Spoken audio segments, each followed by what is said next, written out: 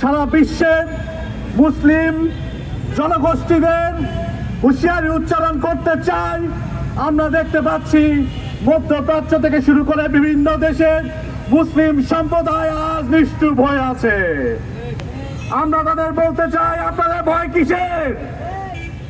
যারা মুসলিম, যারা এক আল্লাহর শপথ নিয়েছি, যারা ঈমান এনেছি, তাদের কোনো ভয় থাকতে পারে না।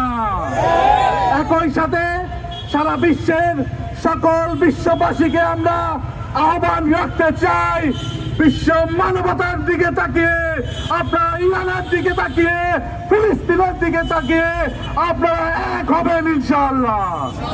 সারা বিশ্বের সকল মানুষদেরকে এক হওয়ার উদাত্ত আহ্বান জানাচ্ছি এবং আগ্রাসনবাদী মার্কিন যুক্তরাষ্ট্র এবং ইহুদিবাদী ইসরায়েলের বিরুদ্ধে বিশ্ববাসীকে এক হয়ে তাদের বিরুদ্ধে অবস্থান নিয়ে, এই পাপের সংগঠন জাতিসংঘের বিরুদ্ধে অবস্থান নিয়ে সারা বিশ্ববাসীকে সামনে নিয়ে বিশ্ব মানবতার জন্য আমরা এক হয়ে লড়াই করব।